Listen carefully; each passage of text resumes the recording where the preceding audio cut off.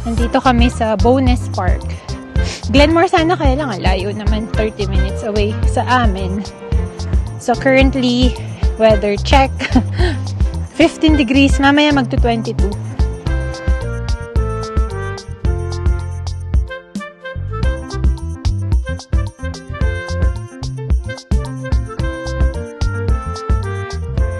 Sobrang rich kasi ng resources ng Alberta, kaya ang lakas ng loob na magganyan. So, kayo ba? What do you think? Na-share ko lang kasi ito yung laman ng balita lately.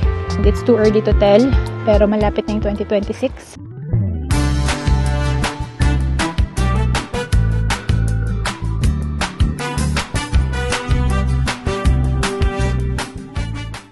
Good morning, guys! Wednesday ngayon, day off ko today.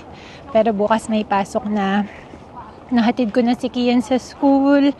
And bumili kami ng food ni Mamsi sa Tim Hortons. Tsaka bumili ng drinks.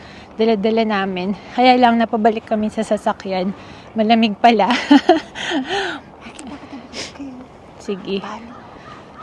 So binalik namin yung cold drinks namin sa sasakyan. Hindi kaya. So, ang ganda na kasi ng weather eh. Hindi ko alam anong weather ngayon. Pero, gusto ko mag-relax today. Nandito kami sa Bowness Park. Glenmore sana, kaya lang layo naman, 30 minutes away sa amin. So, currently, weather check. 15 degrees, mamaya magto 22. Sobrang sarap ng weather. Sabi ko kay Mamsi, maglakad-lakad kami. Yun kasi libangan ni Mamsi. Hindi siya makalakad din pag winter, di ba? Malamig. So gusto namin sulitin yung time na nakasikat si Haring Araw. And marami na rin naglalabas eh. Nakita ko yung view namin. Ayan. Ikaw, gusto mo nang umupo? Dito na lang. Sige. Gusto maarawan ni Ma'am, nilamig siguro siya. Ayan. Ayan, no? Ha? Balit na balit pa rin. Para sure. Madami ng mga tao naglalabasan. Kasi nga, sobrang ganda ng weather. Nakalimutan ko yung pangalan ng park across. Pero dyan kami nag-pictorial nung fall. Maganda rin dyan. Pero nawala sa isip ko na may park nga pala sa harap. So, dito kami napadpad sa Bowness, which is fine. Ang peaceful. Dinig mo lang dito yung daloy ng tubig. Ang ganda. Thank you po, Lord. Napakaganda ng araw ngayon. Andyan si Haring Araw. Hindi sobrang lamig. Naka-sweater kami pero mamaya iinit yan. Ang ganda ng araw. Kaya gusto kong sulitin tong day off na to, yung araw na to. Banding kami ni Mamsi. And kapag ganitong weather, parang gusto mo nasa labas ka lagi. Kasi winter time, laging nasa indoor. Mga mall. Ang sarap. So yun, kain lang kami ni Mamsi pag nagutom. May dala kaming food. Yun lang drinks is mamaya na. Baka kasi maihi. Pero may washroom dito sa Bowness Park. Na? Lakad na ulit. Lakad na daw ulit. Nagbilad lang siya sa arawan. Sarap kasi ng panahon.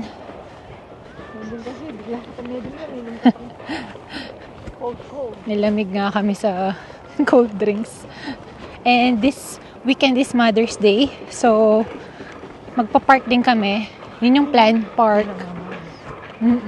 Ganyan din tayo sa weekend. So, sana paboran tayo ng weather this weekend. Kasi yun yung plan. Manood ng movie, take out, and park. Yun, happy na kami dun. May mga nagpapatlak na, no? Oo nga. Nakaka-happy na talaga yung weather pa ganitong maaraw, maganda yung panahon. Parang it affects your mood talaga. So, samahan nyo kami. May ano sila activity, no? Baka daycare? Hindi ko alam. bird cage, bird box. Ayan, may playground dito, kaya madaming bata. Lakad-lakad lang. Chill-chill muna pag may time. May tao na yung mga nang kaya masulo. Bisyo, yeah. Kaya kasi kayo ni kaya, fresh yung kaya.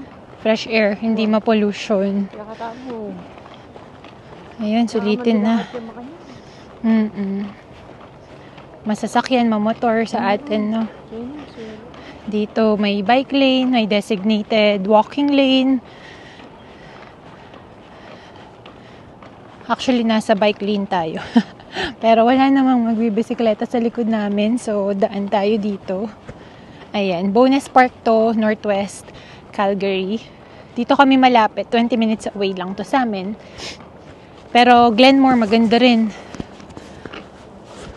Twice na kaming pumunta sa Glenmore. Pero sa south kasi yun, 35 minutes. Kaya lang baka pag pauwi na kami, traffic eh.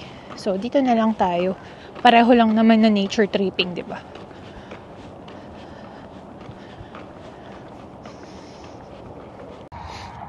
May aso dun, no? Sinusugod niya. Pinasugod dun sa may tubigan.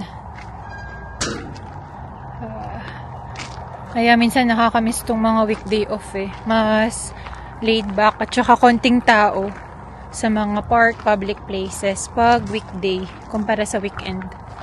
Kasi usually, 'di ba, weekend off yung mga tao.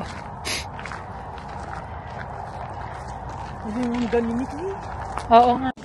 Ayun, umupo lang tayo dito sa tapat nung river ba to?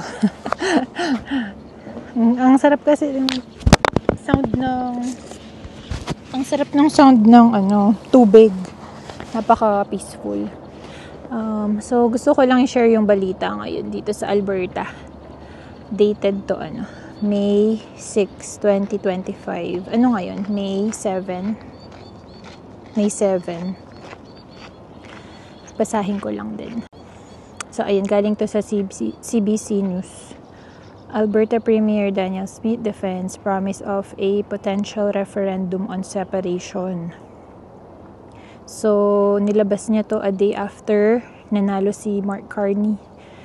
Tapos, nakalagay dito is, she has no plans to put the question of Alberta separating from Canada to Albertans, but her government is taking steps to demand respect from Ottawa. When asked if separation was even possible, Smith said she refused to walk into negotiations with Prime Minister Mark Carney, believing they might fail. However, she will respect the wishes of Albertans and honor the referendum process. Smith said it's important that Albertans are able to have open, frank discussions about Alberta's future.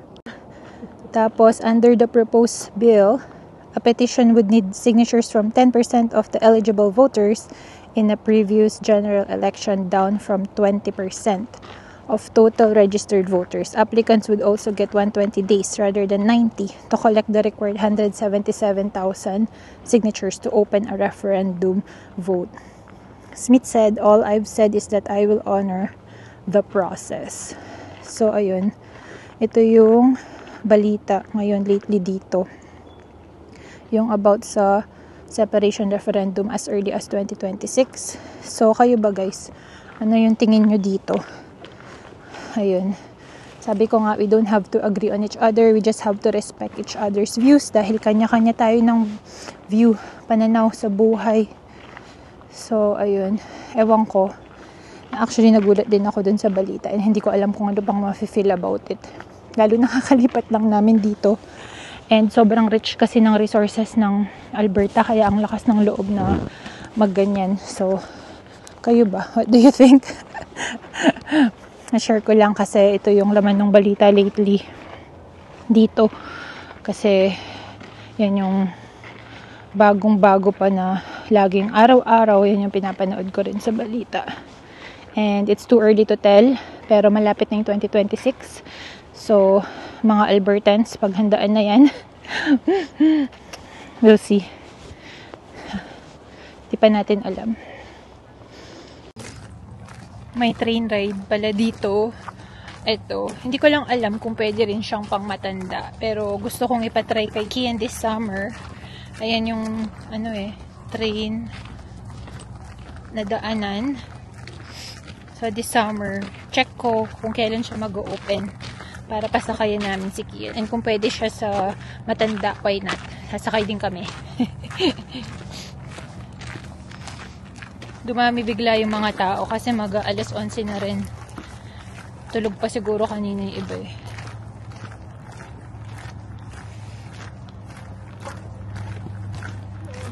Hi, morning.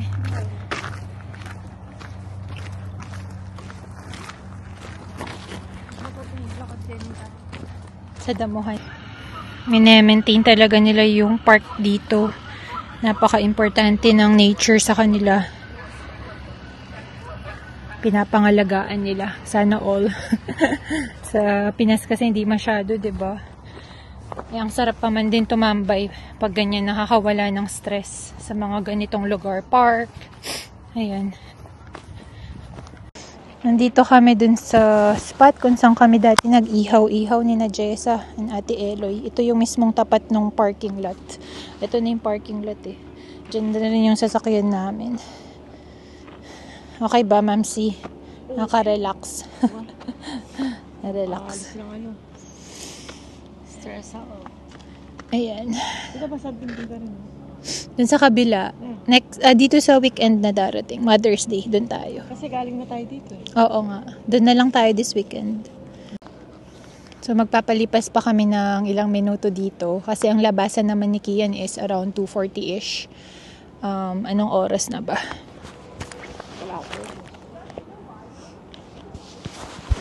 10:46. And dahil malapit to sa amin, hindi kami matatraffic. Kaya iniiwasan ko talaga sa Glenmore. Ayun, salamat sa pagsama sa araw namin. Pahinga lang kami, mag-chill, magre-relax. At bukas, pasukan na naman. Ayun guys, salamat sa panonood. We'll see you on our next one. Bye! Bye!